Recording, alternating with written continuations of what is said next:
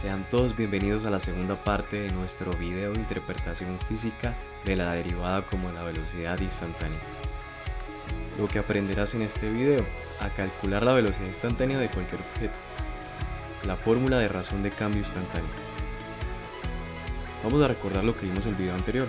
Vimos a James descendiendo por una montaña y nuestro objetivo es averiguar a qué velocidad está descendiendo él. Para eso, te pedía que calcularas la aproximación de la velocidad en el segundo 6.99. Ahora vamos a buscar un nuevo instante de tiempo que esté muy cercano a 6.99. En este caso voy a tomar como el instante de tiempo 2 a 7,19 segundos. Eso lo reemplazamos en la fórmula. Igualmente 2571 lo reemplazo en la fórmula como x de t sub 2. Operando nos da 6 metros sobre 0.20 segundos, que es igual a 30 metros por segundo. Ahora, ¿cómo es? Nos hemos acercado un poco más a 6.99 con este instante de tiempo número 2. El anterior nos había dado también 30 metros por segundo, lo que quiere decir que muy seguramente la velocidad en el instante de tiempo 6.99 sea igual a 30 metros por segundo, pero aún así siguen siendo muy buenas aproximaciones y 30 metros por segundo es una muy buena aproximación. Como te das cuenta, cada vez que reduzco la brecha que hay entre el instante de tiempo 1 y el instante de tiempo 2, entonces la velocidad promedio va tomando un solo valor, se va acercando a un solo valor. En este caso es 30. Siguiendo con el cociente que teníamos, podemos reemplazar 2565 por x de 6.99. Y te recuerdo, este cociente se puede escribir como una función de distancia que me da la distancia cada vez que yo ingreso un valor de tiempo. En este caso, ingreso el valor de tiempo de 6.99 y la función me da el valor de 2565 metros, que corresponde a la medida del odómetro que me da cuando yo le ingreso 6.99 segundos en la función. Igualmente lo puedo hacer con 2571 metros, que es x de 7.19. Ahora, reemplazo donde yo vea 2565, voy a reemplazarlo por x de 6.99. Donde yo vea 2571 lo reemplazo por x de 7.19. Bien, si yo digo que el denominador es igual a h, entonces h es igual a 7.19 menos 6.99. Reemplazando, tengo en el denominador h. Si yo despejo 7.19 de la ecuación que acabo de escribir, me da que 7.19 es igual a 6.99 más h. Si reemplazo 7.19 en el cociente que tenía, me queda x de 6.99 más h, menos x de 6.99. Ahora, tienes que hacerte la siguiente pregunta: ¿qué es h? Recuerda, cuando t sub 2 era igual a 7.99, h era igual a 1. Entonces h es la diferencia que hay entre el instante de tiempo 1 y el instante de tiempo 2. La velocidad promedio era de 27 metros por segundo. Cuando t sub 2 era 7.59, h era 0.6 y la velocidad promedio nos daba 28.33 metros por segundo.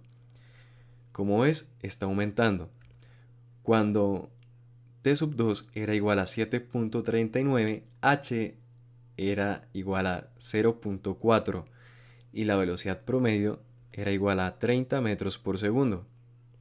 Y cuando t sub 2 fue igual a 7.19, h fue igual a 0.2 y la velocidad promedio me dio 30 metros por segundo. Puedes llegar a la conclusión de que cuando h se acerca a 0, entonces la velocidad promedio se va acercando a un único valor, en este caso 30. Bien, ahora acabas de entrar en la recta final. Sé que te estás preguntando, bueno, ¿qué pasa si h es igual a 0? Bueno, ¿qué pasa si hago h más pequeña? ¿Tú crees que si hago h más pequeña entonces la velocidad será más exacta? Y si hago h igual a 0 entonces la velocidad será la velocidad instantánea. Es una pregunta que nos puede pasar por nuestra cabeza. Y vamos a intentar responder esa pregunta. ¿Qué pasa si h es 0? Vamos a averiguar qué pasa. Si h es 0, entonces voy a reemplazar en la fórmula que tenía. Entonces, x de 6.99 más 0 menos x de 6.99. Es obvio que el numerador, que esta parte, este primer término, se convierte en x de 6.99 menos x de 6.99 me da igual a 0. Y en el denominador, 0. Esto es una forma indeterminada y por lo tanto no tiene un resultado como tal.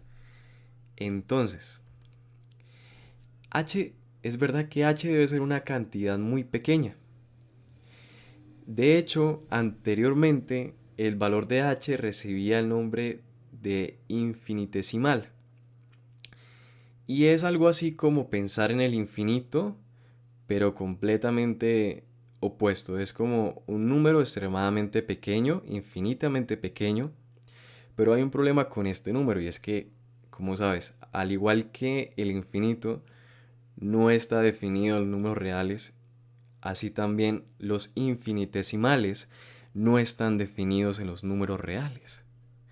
Entonces, al principio, Newton y Leibniz manipulaban estas cantidades infinitamente pequeñas. Esta práctica era llamada cálculo infinitesimal. Más adelante, Louis Cauchy agregaría rigor a las matemáticas definiendo satisfactoriamente función, continuidad y límite. Entonces, Louis le agregó la cereza que le faltaba al pastel para terminar con la definición de la derivada. Ahora, la pregunta más importante del tema y del video: ¿cómo me aproximo a un punto concreto, en este caso el 0, pero sin tomar el 0? Y hallar a su vez el valor de la velocidad en un instante concreto, más no en un intervalo pequeño de tiempo como lo veníamos haciendo con la velocidad promedio. Entonces recuerda, h se aproxima a 0 y la velocidad promedio se está aproximando a 30 metros por segundo. Bien, tenemos este cociente. Si yo reemplazo t sub 1 igual a 6.99 me quedaría así la fórmula, y si yo reemplazo x de t por f de x me quedaría de la siguiente manera, y este cociente se llama cociente de diferencias. La solución a la pregunta anterior se encuentra en la siguiente diapositiva. Entonces, para terminar, la fórmula de velocidad instantánea, la fórmula de razón de cambio instantánea y la derivada de f de x es nada menos que el límite cuando h tiende a 0 de f de x más h menos f de x sobre h o partido por h. Entonces, llegado a este punto, debes reconocer este cociente y el límite responde la pregunta de cómo podemos acercarnos a h sin tomar h. Llegado a este punto, entonces te he enseñado cuál es la interpretación física de la derivada como la velocidad instantánea y hemos llegado a la fórmula y a la definición de la derivada de f de x.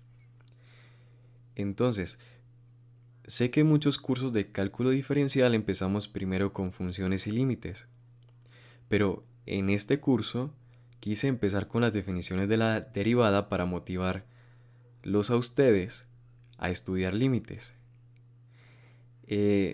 Límites es la base para aprender derivadas. De hecho, recordando una frase, y cito al autor, Stewart, de Trascendentes Tempranas, cálculo de una variable, él dice que la derivada es el nombre que recibe un límite. Entonces es muy importante aprender límites y los veremos en videos posteriores. Gracias por estar atento al video hasta el final. Sígueme en YouTube para más contenido. Si te gustó, comparte con un compañero de estudio, un compañero de trabajo. Y por favor, suscríbete y dale me gusta, porque de esa manera apoyas mi trabajo y considero que te gustó el video y que aprendiste.